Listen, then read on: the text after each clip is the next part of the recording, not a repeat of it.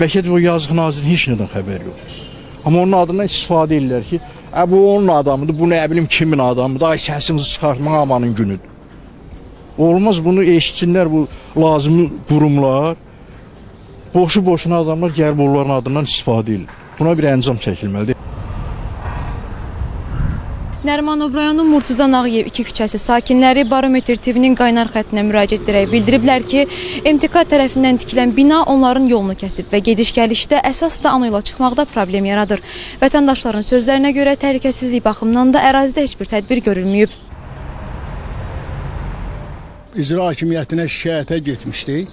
Oradan adam göndərdilər, gəldi bura nümayəndə göndərdilər, gəldi dedi ki, sizin də evləri söküb yerində 6 mərtəbəli bina tikəcəklər. Biz də onların fundament töhməyinə zadına mane olmadıq ki, işləyirlər da bizə də.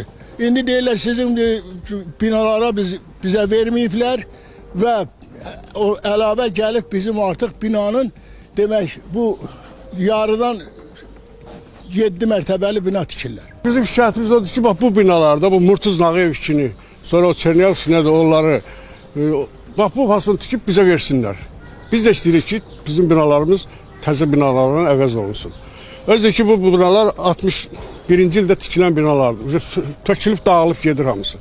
Deyirlər ki, icazəmiz var, biz bunları sökməliyik, qarajları söküb, yerində bina tikməliyik. Amma biz düşünürük ki, bu pilot layihə gedir burada. Pilot layihədə də binaların yerində tikməlidirlər. Qarajı söküb, cəmaatın məhəlləsinə girib, uşaqların oyun meydançasını zəbt eləməyə icazələri yoxdur. Amma onlar bunların heç birinə məhəl qoymadan girirlər, heç kimi saymadan məhləni zəbt edirlər. Hal-hazırda gördüyünüz kimi avtomobil saxlamağa yerimiz yoxdur. O tikiləndən sonra heç olmayacaq. Bunu eləyirlərsə, birinci bizlə gəlib razılaşmalıdırlar. Nə mənada? Biz gələcəyimizi bilək də, bunu tikə-tikə gəlirlər, biz qalmışıq belə, bizlə məsləhətləşmirlər, bizlə razılaşmırlar.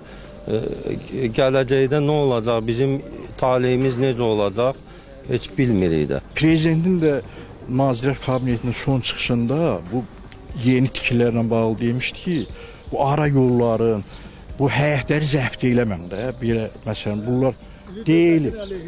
Bunlar hamma kim verir sərəncam, özü ən önəmlisi de odur ki, bu tikinti şirkət kimsə, baş nazirin adından istifadə edirlər. Gəlirlər orada, burada cəmaata hədə qorxu gəlirlər ki, bilirsiniz bu baş nazirin qohumudur, heç kim bunlara bir şey deyə bilməz. Nə istəsələr eləyə bilərlər. Bu da belə olmaz indi. Dövlət gedir hardasa bir nədir? Yola düşən, yol kənarındakı bina yenidən qurma işləri, nəysə də bir layihə görəndə gəlib sakinlərə təzminat ödəyir. Dövlət. Amma bu özəl şirkət gəlib bildiyini eləyir, heç kimlə də razılığı yoxdur.